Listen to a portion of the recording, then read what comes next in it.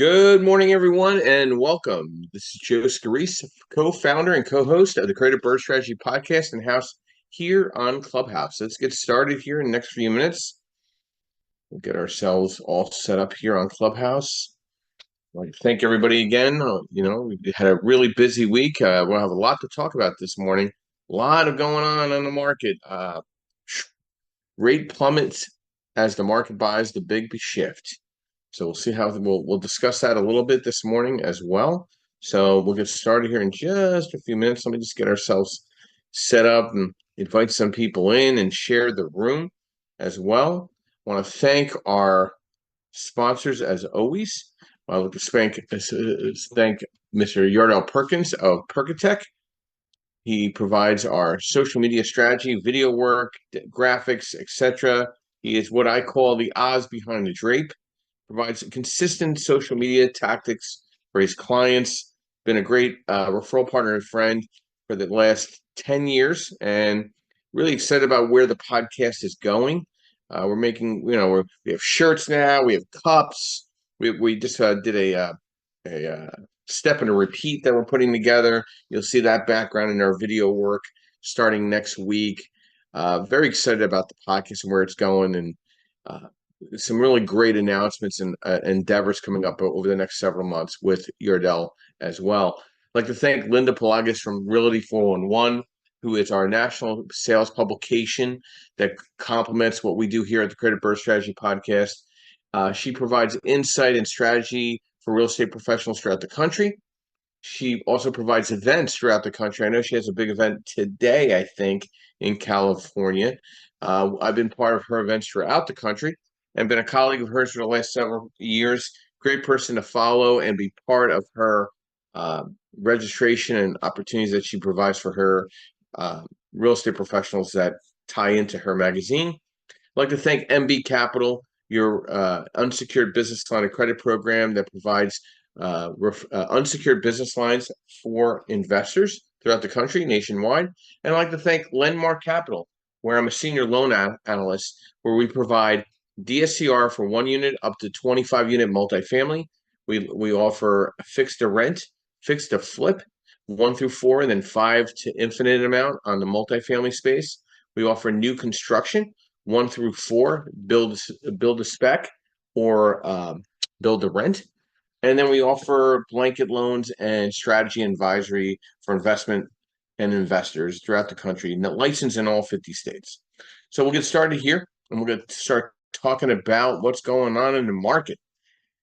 So, going into this rabbit hole here, what we call the presidential election. Obviously, there's some fixing going on. Rates suddenly plummet with some really bad job reports and unemployment numbers that came in. It dropped over 22 basis points. The base rate closed on Friday at 6.40. You can't imagine what we're looking at on Monday. On Friday alone, I submitted over 12 loans and issued 5 term sheets in one day. My fingers were a frenzy. Okay, so I can't imagine what's going to happen going into the new year, into this next week. It's going to be a very busy week, a lot of inquiries. Can we get the better rates? I'll be very interested to see where we price next week as well. I know we buffered a lot of numbers, but guys, we got to think about this. The rates didn't just drop because of good things. That's not a really great sign. Job growth total is only 114,000 in July, much less than expected, as unemployment rates rise to 4.3%. If the rates do drop, and they say they're going to do another half-point drop in September, potentially, we are be recognizing the fact that we are in a recession. Okay, that's not good. This political machine put us in a recession over the last 4 years. So you got to think about that when it comes time to November. Can it get any worse? Okay. And from a capitalist perspective, because I look at one color, I look at green. I'm a little nervous about this. Like, this is really steering. all these realtors, oh, the rates are dropping, people are going to start buying again. That's not going to be the case in September. A buyer's market is not September, October, November. You're not going to have this sudden surge of of and people coming off the sideline to buy in the fall. It just doesn't work that way. So, home inventory has increased by 37%. I'm very concerned about that. Days on the market's increasing as well. This is not all some great signs. I mean, but again, we will shake this thing out. I'm seeing some reconfiguration in the asset-based lending space. I know of one of the funds that are out there that are in trouble, a lot of foreclosures, really bad investment tactics. They're cutting back on programs. So you're starting to see some contraction in the asset-based lending space. I wouldn't be surprised if you see a merger or an announcement of a shift on one of the funds that are out there. I'm waiting. I've been watching it over the last year. It might come to the fruition in this at the end of this year. Happy to say though, I'm double downing in this type of environment. Like I just joined another expo to be at in front of a lot of realtors in the winter time. I just signed up to be at Triple Play, which covers New Jersey, New York, PA. I'll be at the Maryland Border Realtor Expo, Delaware Border Realtor Expo, New York Real Estate Investor Expo in New York, Ohio RIA, and then we're also taking a space at NAR. I feel like the realtors that last and get through this are going to be on the front line of opportunity for some of the fallout of this mortgage rate shifting for especially in the investor space. So let's keep jumping on to some articles here. Local real estate investors on the verge of outperforming builders. So you're starting to see the rehabbers exceed the building right now, the new construction. Cost is through the roof in building out homes. Home buying is at a low. So do the rates re-stimulate new construction buying? We'll see. I'm seeing a lot of my new construction developers leaning toward affordable housing and renting some of these properties and some of these units. I was at an event on Thursday morning in regards to how aggressive some of the affordable housing organizations, associations in these cities are going to go after buildings and start buying the buildings themselves to rent out to low-income housing. It'll be interesting to see how new construction is impacted on that space. Obviously, we know that most malls or a lot of the major malls throughout the country are going to start bringing apartment units to their malls to complement the office retail space, along with medical. So it'll be very interesting how this impacts new construction and where new construction goes. And I'm not surprised rehabbers are now far exceeding the builders because there's just so much money out there right now in regards to renovation money. I mean, you can get renovation money pretty much up to 90% on your acquisition, 100% on your renovation, 70% LTV. I mean, at 10 and a quarter, interest only, no prepayment. And you could ride this market out, stabilize the property, and then kind of look where the best rates are on 30-year fixed money and rent it out to a quality tenant. You can go Section 8 affordable housing, and if you're going urban city setting, that's going to be more your preferred tenant, more so than a market rent. I don't know anybody in the city of Philadelphia renting market rent right now. Like I know everybody's looking at Section 8 first, and then thinking about the market rent. So I don't think Philadelphia is any different than any other city throughout the country. So you got to kind of look at what is more guaranteed in your bank account. And right now, the landlord's looking at the Section 8 piece. So this article was really interesting. I posted that this past week. And by the way, any of these articles that I'm discussing, I have posted something relevant to it on my LinkedIn, my Facebook, my Instagram, my Twitter, Alignable, Threads. So, you can find these articles that I'm posting every single day. I'm here to provide a consistent theme of education. So a lot of this stuff is just a review of what we're discussing by the time we get to Saturdays and Sundays. Our next article that caught my eye, Share of active homes for sale hits post-pandemic high. There's no surprise here. Okay. Listen, the realtors could live with a glass half full. I live in reality. Okay. I really feel a lot of realtors look at the shiny object and they got to stay very positive. I appreciate that. But let's be in reality. Days on the market are increasing. Resetting pricing is happening. Now, is it happening everywhere? No, but it's happening in most markets throughout the country. Most markets are leveling or going into more of a stagnant environment. I just don't think rates are going to make a major shift and bring people off the sidelines in buying. I think it's going to bring investors off the sidelines in the fall market. Your fall market is typically and traditionally has always been limited, but two, it's always been an investor play. Okay, so like if I was a realtor listing a property that needed some work, I'd be pushing, hey, this is not just for a great first-time home buyer, but this is also great for a first-time investor to throw some tender love and care and then re-rent this out to somebody that might want to buy it from you in the next couple of years. That might be a selling point. I mean, I did look at a couple properties myself personally yesterday, had a good laugh in 90-degree weather.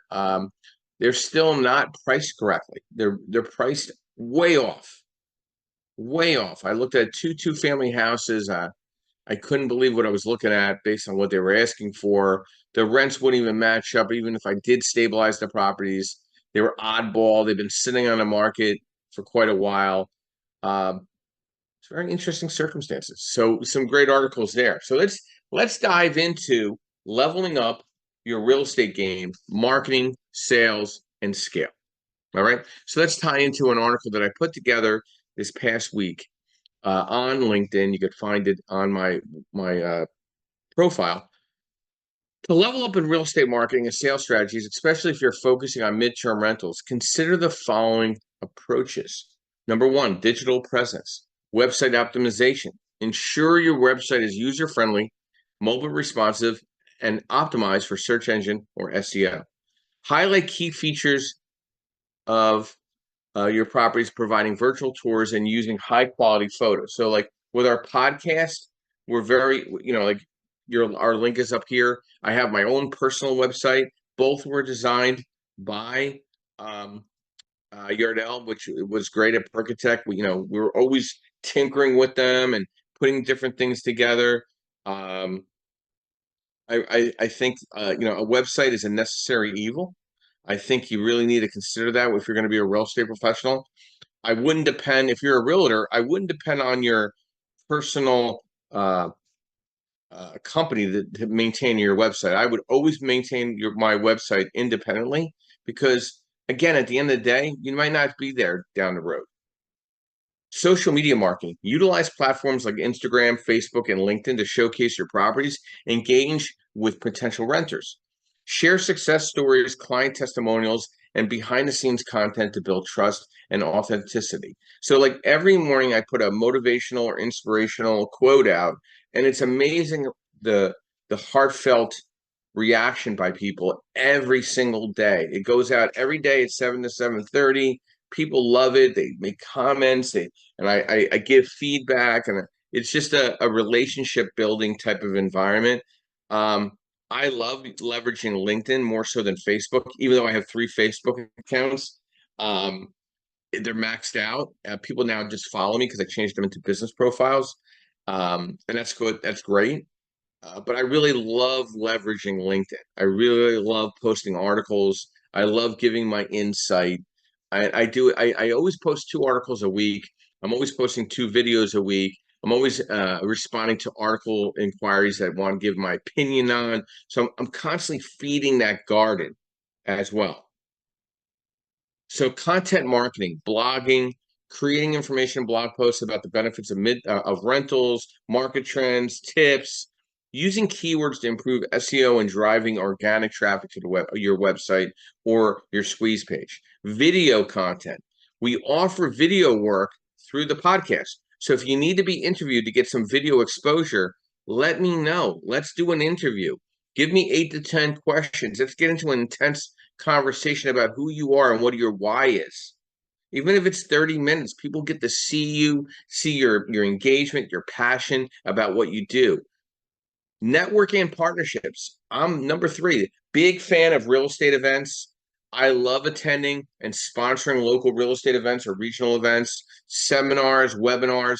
I just got asked to speak at a 2 realtor associations down in Florida. I want to thank Elizabeth down there in the crowd there in the audience. I'll be speaking in October, teaching real estate agents on asset-based lending fundamentals. You can't get better engagement than having 50 people looking at you, talking to you about what you love doing. Okay? It's not a beat the chest type of environment. It's about providing insight and education, collaboration with influencers, providing real content, strategic partnerships in this networking piece. You want to leverage and work with strategic partnerships. Not everybody is a strategic partner. Number 4, customer service, personalization, feedback and improvement. If somebody calls you, call them back. Take that phone call. Give them a text. Let them know I'm going to call you back in 15 minutes. Maybe it's because I came from a hospitality background. I feel like I got to talk to every single person and make sure that I get back to them good, bad, or indifferent. I give news, whether it's good, bad, or indifferent, right away. You pull the Band-Aid off.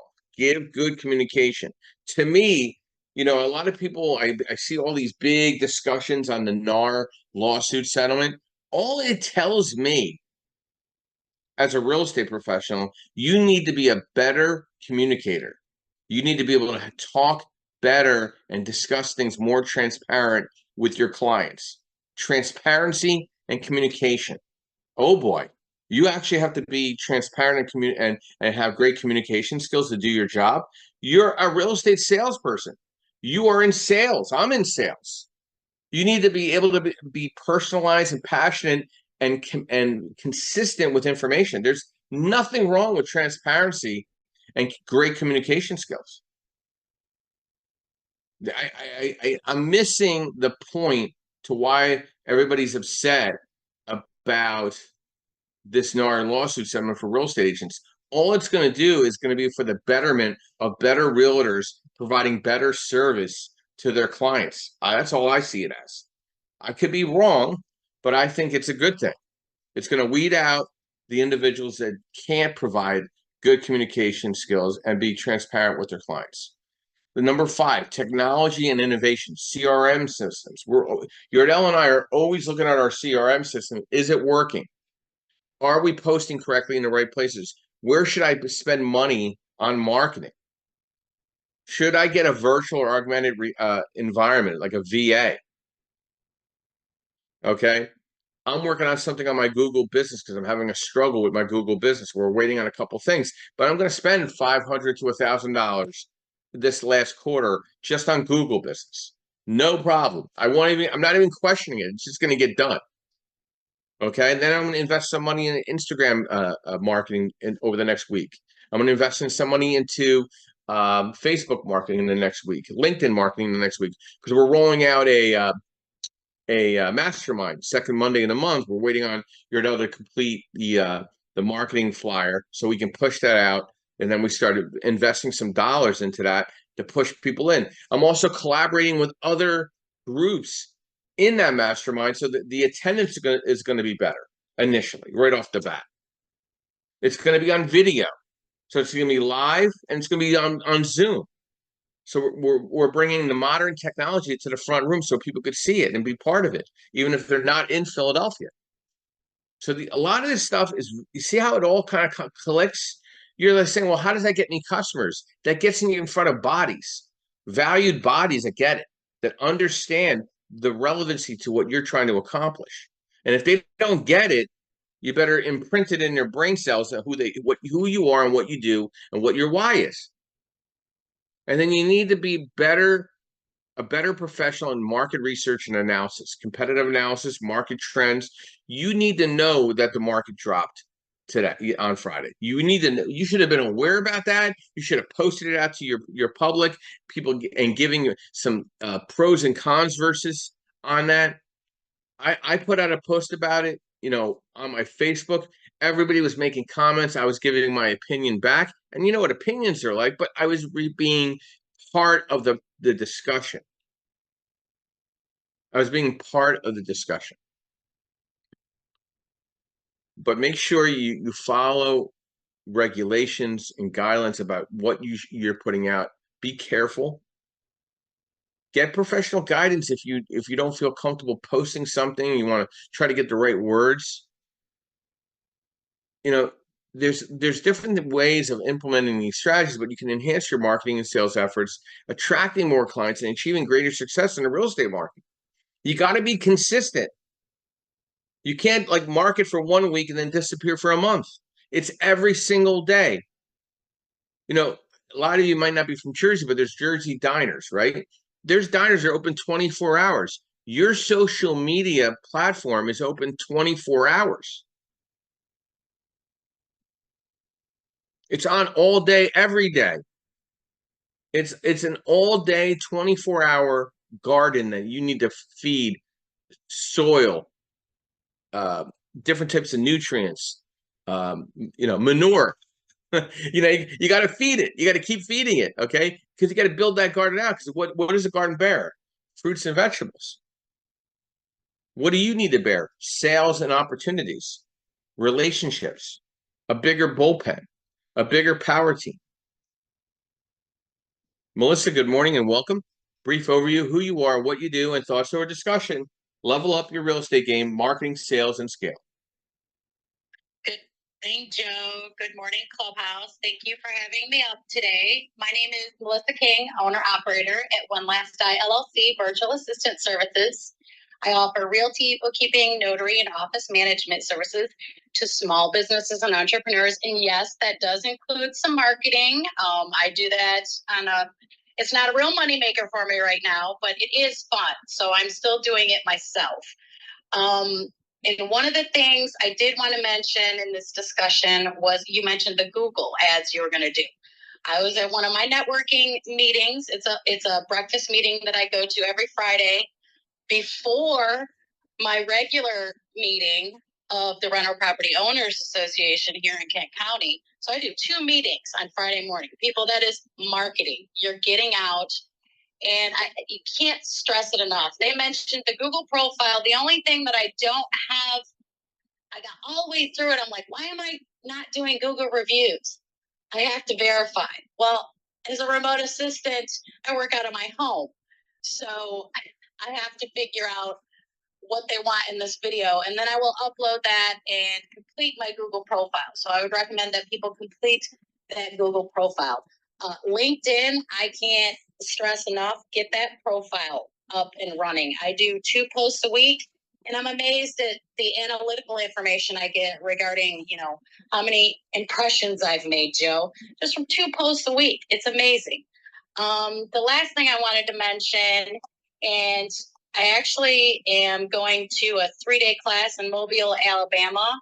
Going to take some kind with Invest Success, and they moved their mentorship program to a 3-day. They also offered me a sponsorship, and I'm going to get out in front of people, and I'm doing the bookkeeping portion of that class. So there's all kinds of different things that you can do. You do have to spend money to make money. I wanted to also mention that, and engage professionally. You can't do everything online. So looking forward to more business. I just did my own video trying to promote myself that way, get out of the basement, as I like to say. And which is funny because I'm sitting in my temporary rental right now in the basement, Joe. I'm not at the campground this weekend. I hope my little tidbits helped you. Oh, I got a little note here. Property management for your real estate. Last thing I'm going to mention. Property management companies for your rentals, your investments. Their portals have all kinds of marketing. They will be more than happy to help you with that. So there's so many different ways for you guys to market. You just got to get out and do it, really. Right, Joe? I think that's it. A lot of this is all common sense. Yep. It's not like I feel like this should be just natural, but not everybody feels comfortable being extroverted. I see a lot of people battling at events themselves with themselves.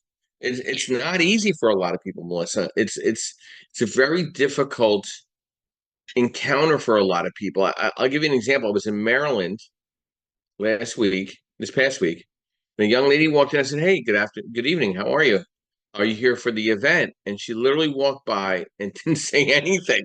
I'm like, "Oh, okay." And then she comes up. She goes, "Are you part of the real estate event?" I'm like, "Yeah." And she goes, "Oh, I want to apologize that I didn't say hello back. I feel like men are always trying to hit on me at events." And I'm like, "Oh, okay, that's why I said good afternoon. Are you here part of the real estate event?" I was okay, whatever, that's fine. But again, I think women have a harder time at networking in events where it's still a man's room sometimes, and feel like the men are making them feel comfortable. I don't really try to. I mean, I don't think I've done that. If I have, I apologize, but I think it's tougher for women than men for the networking piece, and I think more women strive toward more women empowered events, or a more mixed room. When it comes to real estate, it's tough. I'm not a woman, so I don't understand, but I understand the uncomfortable level of going into a room if your anxiety is high. You know what I mean? My inspiration a year and a half ago on this clubhouse was Prof T. Mhm. Okay. And I remember what she said. It's a man's game, ladies. So you got to level up your game. Well, Teresa's a unique bird. Okay, I know Teresa. That's okay. I know Teresa personally. I've hung out with her. She is a absolute go-getter. She's always doing something new. I got to give now she's singing. Now she plays the guitar and sings. She is just I mean it's amazing like what one thing or another she's always doing something. God bless that woman. Great energy.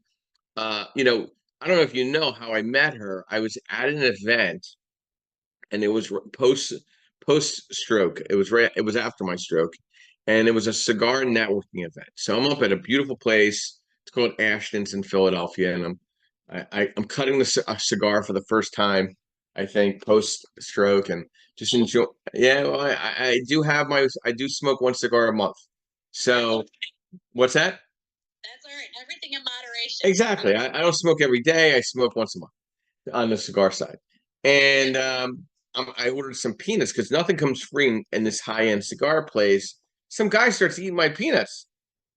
I'm like, "Hey, bro, are you going to pay for my peanuts?" And because Teresa's right next to me with her husband. And he's like, "Oh, they're not part of." I'm like, "Listen, you see on the menu it says peanuts?"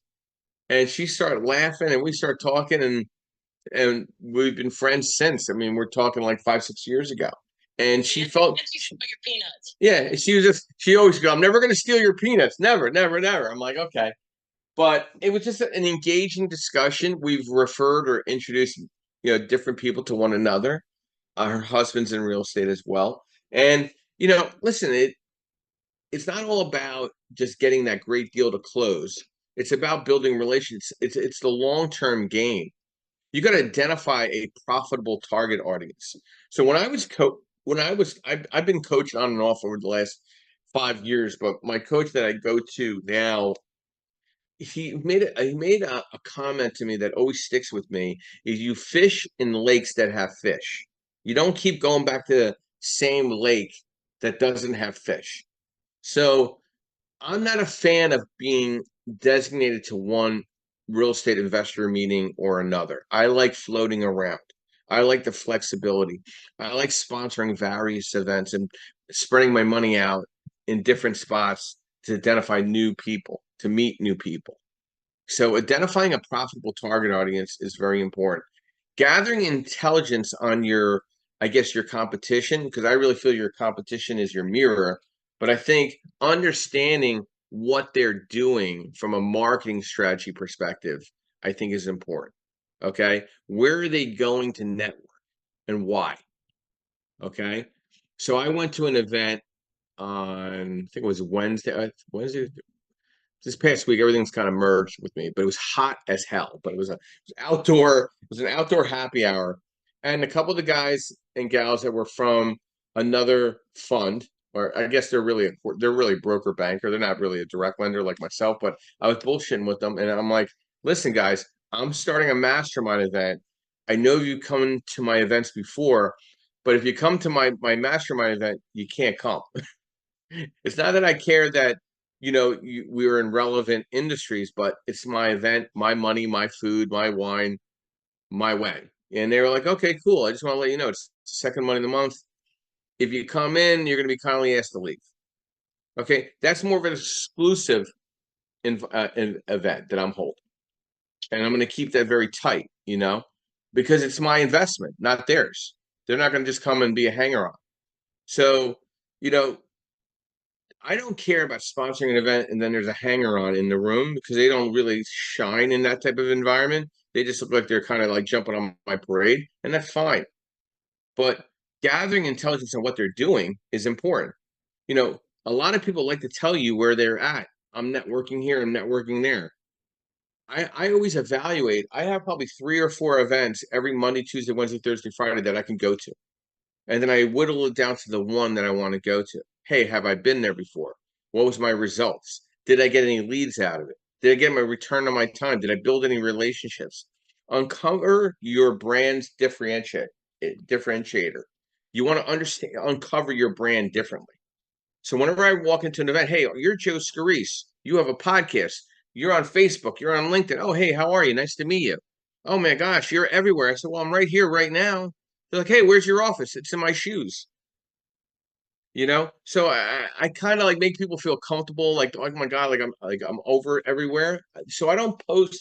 Me personally, I don't post where I'm going because I don't want people to think I'm too busy not to identify with them and be part of their power team. So I don't post everywhere where I go. It's just something I don't do because I don't want to look too busy where people feel uncomfortable to call me. Hey, I'm calling you. I hope I didn't catch you at a bad time. I really want them to feel comfortable when they call me. I want to clarify my marketing message. And that's what you want to do. You want to clarify what your call to action is. My call to action on here on this podcast is education, networking, and strategy. And anybody's more than welcome to come up and raise their hand and be part of this. Okay. And then choose the right marketing channels. What channels work for you? Are the best results that are going to provide you the most return of your time and money? Track your real estate marketing metrics as well. So, like when Yardell and I start doing some of these marketing campaigns and me spending some money into it, we're not going to do them all at the same time. I won't be able to identify where the return is coming from. So I'm going to invest into some Instagram and some Facebook, and I'll do that for a month or two. Then I'll do LinkedIn. I'll do that for a month or two. Then I'll do something else for a month or two. Like I'm going to spread that out to make sure there's balance and adapt your real estate marketing plan. Okay, constantly ticker with it. There's no goal set planning at the beginning of the year. You're goal setting every week. Every single week, you're goal setting. What are your goals this week? What do you want to accomplish this week, knowing that the rates dropped 22 basis points? What can you do differently to get people to call you? How can you create that inbound traffic to impact your bottom line? Who can you respond to better? What can you do differently on your voicemail? What can you do differently on your profile tag? What kind of articles can you put out? Justin, good morning. Welcome. Brief overview, who you are, what you do, and thoughts to discussion this morning. Level up your real estate game, marketing, sales, and scale. Yeah, good morning, Joe. Good morning, everybody. Justin,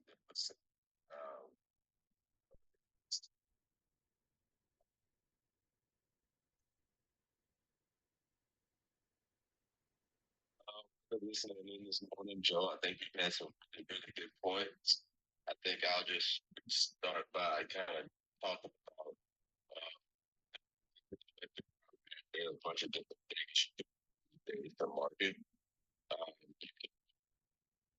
if you're a bit more introverted, there are a lot of ways that you can still participate and still create a solid system of consistency with your marketing. I think one of the things that kind of caught my ear when you guys were talking earlier is, describing somebody with pretty good attitude. I think you used a different word, but it sounds like they had a high spirit. They had a good attitude, and it just kind of describing that person. It took me back to um, some of the folks that I remember in high school, college, right? And just simplify our socializing.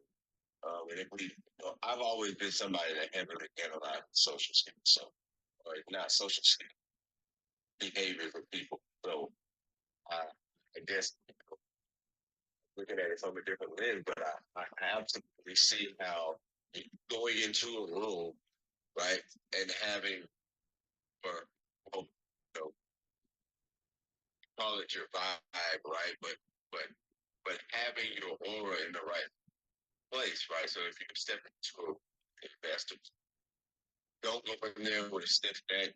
Don't go in there unprepared. All of these things have to do with marketing itself. And if you go up into a room and you're looking to meet people, to connect with people, be open, right? They may not say the right thing to you the first time. Don't become defensive. These are just things that I think a lot of folk like. Sometimes I think people come into these rooms with a certain level of expectation, and when they're not met, especially if they're newer, they might get frustrated. So, I think just keeping the right mindset and keeping the right attitude when you're going and meet people, because you can give somebody some information, but if they do not connect and say, "Man, I like this guy's attitude. Man, I like this guy's willingness. And I like this guy's right." The amount of data that he's able to ramble out in response to the questions that I have, right? The information and put it in order. And without getting all the details, he still has the answer. Different things you want to bring out about your characteristic. Bring the characteristics you want to bring out about yourself and somewhat be a little bit bold about them, because meeting somebody for the first time, the opportunity to tell them, right, to describe to them, or in 30 seconds of action. Maya Angelou, you both have heard this quote, right? But people rarely remember what you say to them or what you do to them. They almost certainly remember how you make them feel. So these are the things that we want to kind of lean in on, especially as, even I have a lot of introvertish moments, right? With my turbulence and the egos and lack of confidence and building back confidence, right? Because I didn't know when I put up certain things, I'm supposed to keep confidence, right? And so all of these things are going on in your brain if you're nervous, right? So that's kind of what I'm speaking to the person that's a little bit to these things, or a little bit nervous for whatever reason. Stay on the forefront. You have wonderful things about your personality. Wear them out on your sleeve, right? And don't be too sensitive to the responses that you get from people, and always be open and presenting yourself as valuable to whatever it is you're looking for, and whatever they may be looking for as well. So I just want to throw a bunch of little tidbits in there, Joe. Think about y'all gave me a bunch to think about this morning. Well, you touched on something, Justin, and thank you. That I think all of us are battling our high school years and our grammar school years as adults. I think we're all battling that in our personalities. Like, a lot of us don't like to go back to our reunions. I know a lot of people that will never go back to their reunions. Why? They don't want to go backwards. They want to go forward. You want to fall forward. You don't want to fall backwards. And I understand that. But I think we're always battling something that happened to us, whether during grammar school or high school, in our professional landscape. Like, if you go to networking events, it's cliquish. People that know each other, they hove together like little wolves. Okay. And that's okay. I don't mind walking right in. Hey, everybody, how are you? I'm Joe. Nice to meet you. I'm a direct private lender in the asset-based lending space. I've been in the lending. I lend only to investors. How are you? What do you do? What's your name? And they look at you like, how dare you? And I'm like, how dare me? How dare you? I paid to be here. I put gas in my tank to get here. I'm part of this membership. I'm going to introduce myself to every single person in this room. I'm not here to date anybody.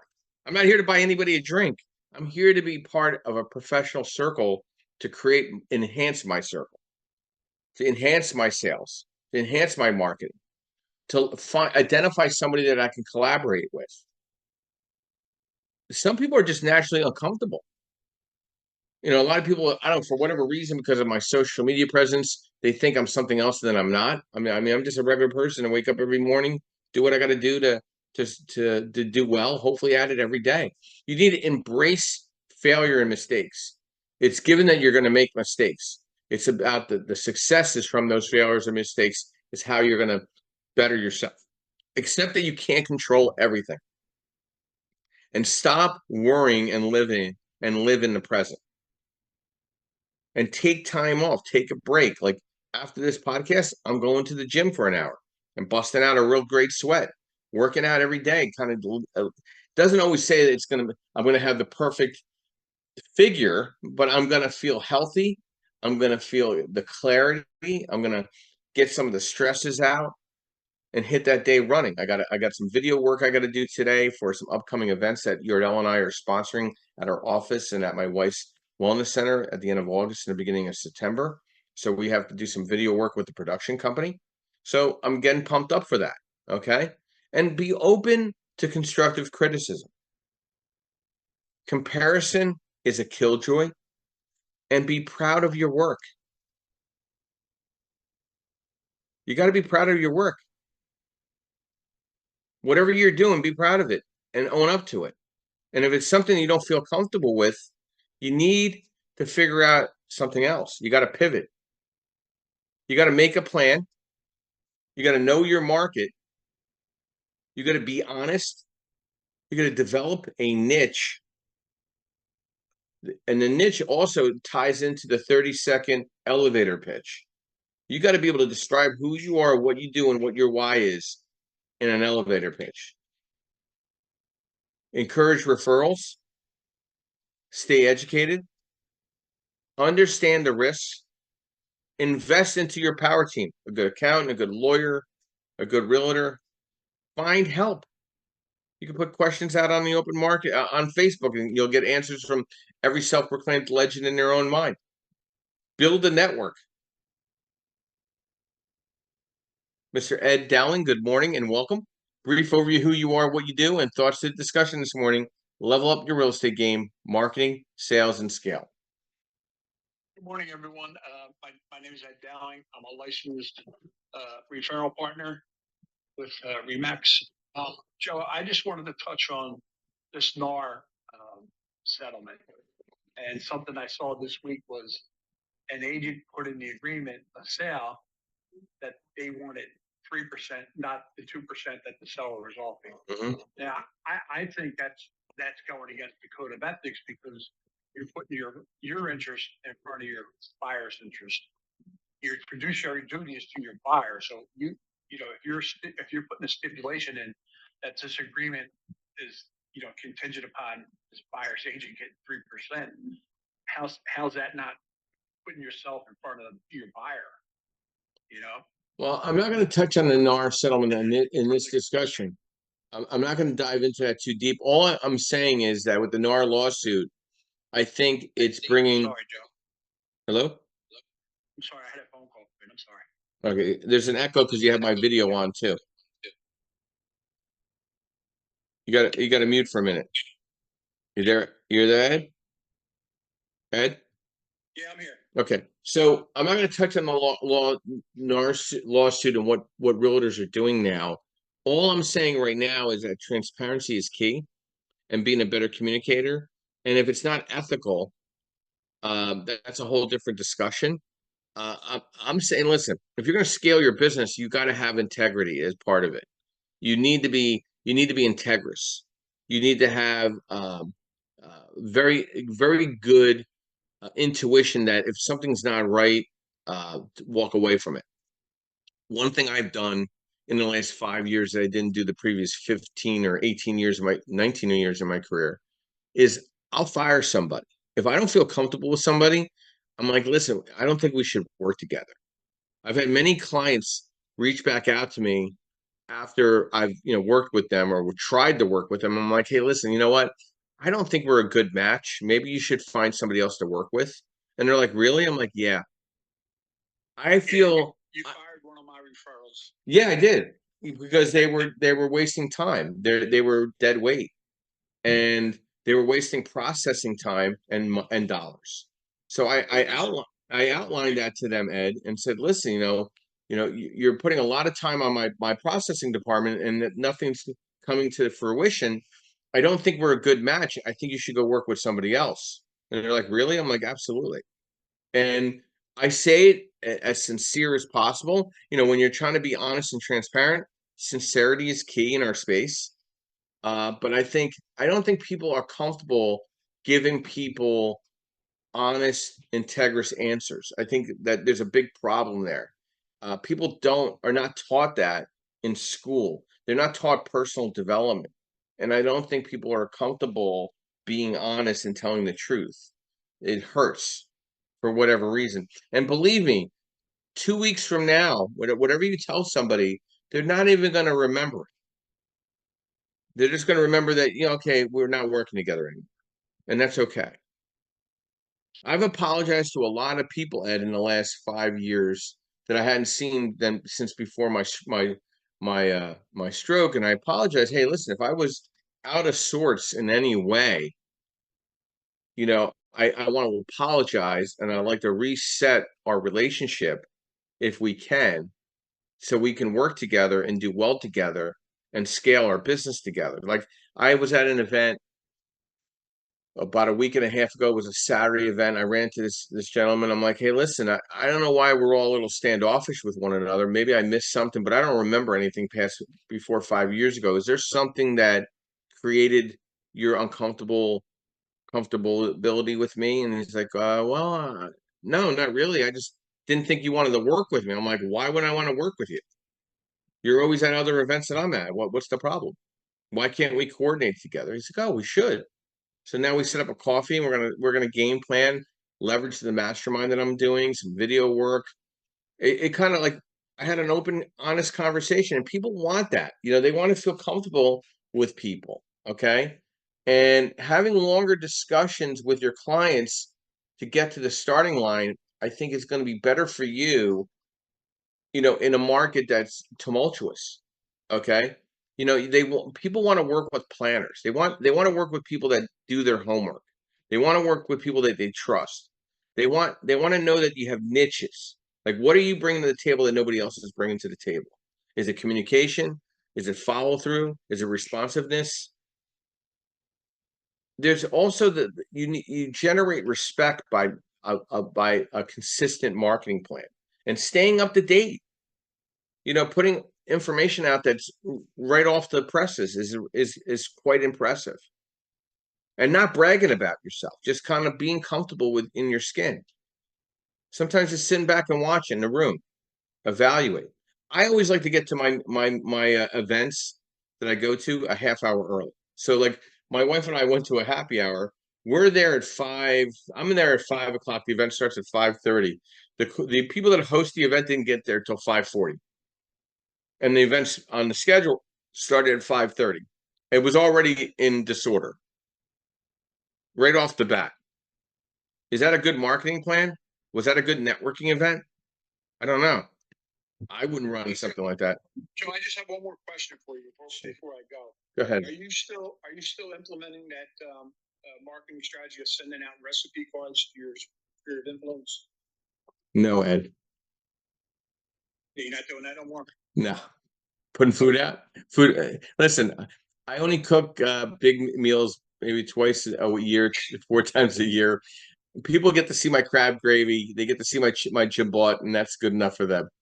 We could help you out with the postage, but that's the problem. Ed, we need to watch our weight, so we shouldn't be influence people with food. So thank you, Ed. Thank you for coming by. Ed is a friend and foe all at the same time. You can't have a better friend. Friend Ed, thank you for coming by. Thank you for being part of the podcast this morning.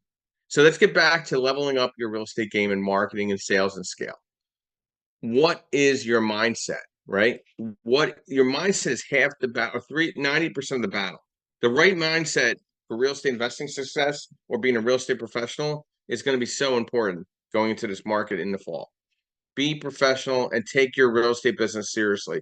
Have a long-term and a short-term vision for success. Embrace failures and mistakes. Again, be proud of your business. Deborah, good morning and welcome. Brief overview, who you are, what you do, and thoughts to the discussion this morning. Level up your real estate game, marketing, sales, and scale. Good morning, Joe. Deborah Adamy from Las Vegas, Nevada.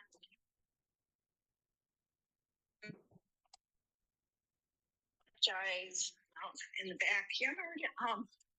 So to level up my game, I am doubling down on my postcards that I send to my clients. And what else? I am, like today I'm doing an open house, and John, like you, I get there super early. It's supposed to start at 10. I'm going to be over there at 8, just setting up and preparing. What else? I'm also doubling down on my video. I'm going to try and do at least one a week. And social media is a big thing for me. I'm trying to do it every day. But so I do have a VA that does help me. I also I didn't publish the books, but I got a company that does put my name, I think it's called Ghostwriters, or so I do have books that I can hand out to people for selling, tips on selling and tips on buying. So I thought that was a really good idea. They can get my free book online. It has my picture on it, and so yeah, that's what I'm doing, Joe. And yesterday I passed out flyers. I walked around the neighborhood and met the neighbors and talked to them about my open house, and yeah, had a good day. And I don't push, hey, are you selling? I just started a conversation, and we didn't talk anything, too much about real estate. I'm just meeting the neighbors and talking to them. Getting to know them. I'd rather not push. So, but I do think what your friend said earlier about the commission, it is going to be a difficult scenario. I mean, here on one hand, somebody's offering 0 or 1 apple. Of course, this is how we make our living. So we do want to make more apples. So it's going to be so whose interest do you put first? Yeah, it's going to be a tough road, Joe. But I think the sellers have to. I don't think too much has changed. In fact, I told my seller that not too much has changed. The sellers are still contributing towards the buyer's, commission, and that's it. So I hope it doesn't change too much. But thanks, Joe. My pleasure. Get off. No problem, Deborah. Well, thank you. I mean, listen, what I'm going to take from that is, again, better communication skills, better transparency with your clients is going to be important. You got to devote more time and effort to understand what this whole lawsuit is going to impact your bottom line and your marketing strategy going forward, and devote more time and effort to understanding your market as well. Okay, being a guru of your market is going to be very important. You got to burrow that hole. Okay, I have a much different market because I'm nationwide, but I focus east of the Mississippi. I do loans west of the Mississippi, but I don't go out there and market to that area. It doesn't make a lot of sense. Why would you call me in Philadelphia for a property in California? I can do it. I have done them, but it doesn't make a lot of sense. Understand your risk and develop financial discipline. Okay, don't over exceed in marketing if it doesn't make sense. Start off slow. Like we're going to set up these marketing plans in Facebook, Instagram, LinkedIn. We're not spending $1,000 a month. We're spending $100 a month, and see where it goes. Right now, we're investing in a lot of the other things that we need. We're doing videos twice a week. I'm doing article posting twice a week. I'm posting 3 interested articles and info and inspiration quotes every day.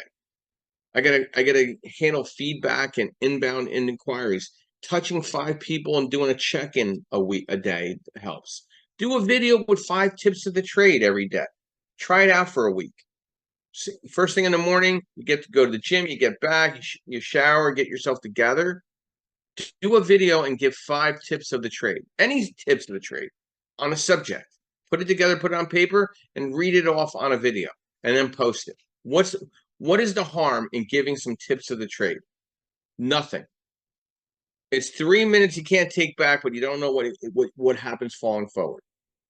Find, understand, and develop your niche.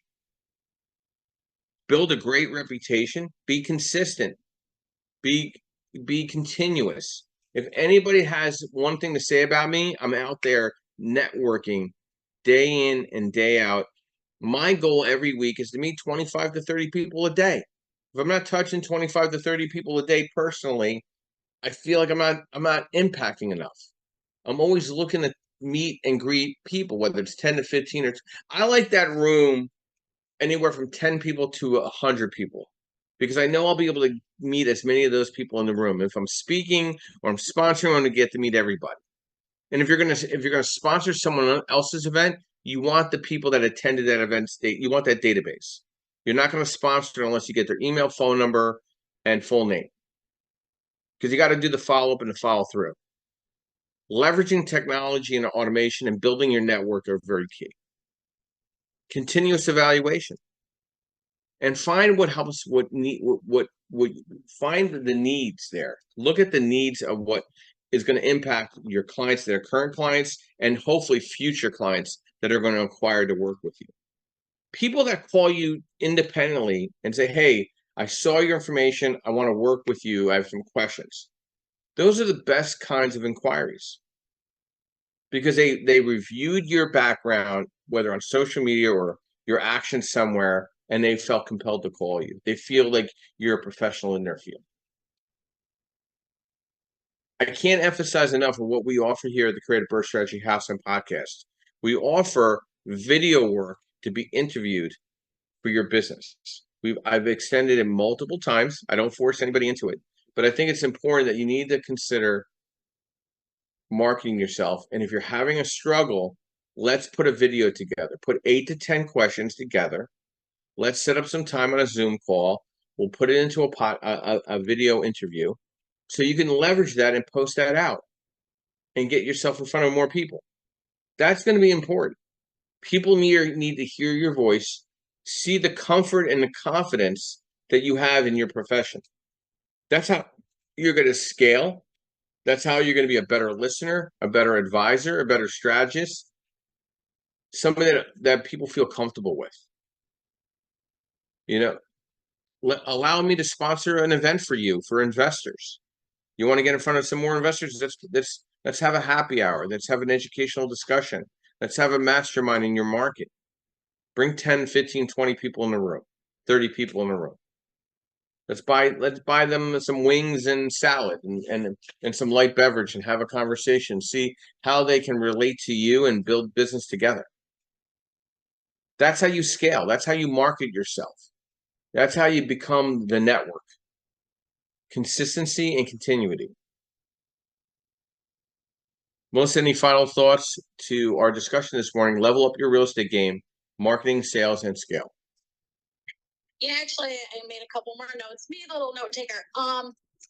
If people are struggling, don't have a lot of money, use the free Chat GPT to create a marketing plan, rework it to fit your niche, what you want to do, what you want to put out there.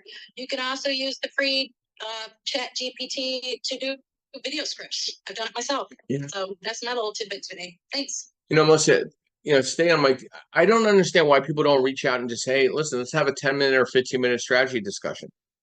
Right? I've already got that down on my notes to do. I need to put that in my goals, right, Joe?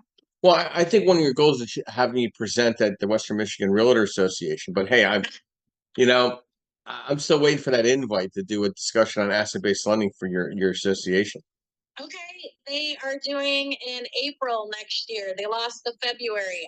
I didn't really like the February to begin with, and I think they got booted to April. So let me reach out to them. I know that they were asking for speakers.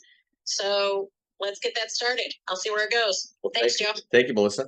And ladies and gentlemen, listen, if you want to have a networking marketing discussion and mastermind, my call to action to you is let's sit down, let's get a call, let's have a Zoom meeting, whatever makes you feel comfortable. If you want to just talk on the phone, let's discuss how we can work together, how we can build together, how we can level up the real estate game, your marketing, sales, and scale. I'm strictly in the investor lending space, but a lot of people are leaning more toward the investment space anyway. So if you feel comfortable with that, that's another breakthrough you're going to have. But there's opportunities, working with an investor or lender because everybody watches Flip That House and HGTV, and everybody is inspired to be investors. So, if you want to have that investor mindset, more than happy to sit down with any one of you to have that discussion to help build out your business. Now, please keep in mind, I have some great events I'm involved with, bigger events. I'll be at the Maryland Association of Realtor Expo in September, the Delaware Association of Realtor Expo in October, New York Real Estate Investor Expo in October. I'll be at the Ohio RIA in November. I will be at NAR, National Association of Realtor Expo in Boston, Massachusetts in November. And in December, I'll be at Triple Play. I'm also traveling to Florida for a couple CE courses. I'm going to be providing to some associations. If anybody needs a CE course on asset-based lending for their real estate office or their realtor association or investor association, please let me know and I can schedule that accordingly with my schedule.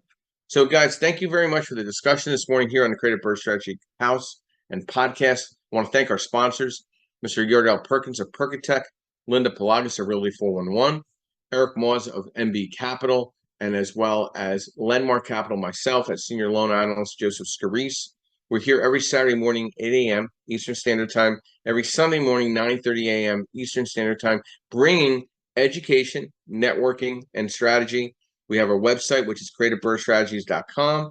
We also provide worksheets for education for you to pencil your deals down better and be smarter as a real estate professional and investor. And my quote this morning, just to finish off the day, to all the doors that closed on me, I'm coming back to buy the building. Have a great Saturday morning. We'll see you tomorrow morning, 9:30 a.m. And I'll be ending the room in the next 30 seconds.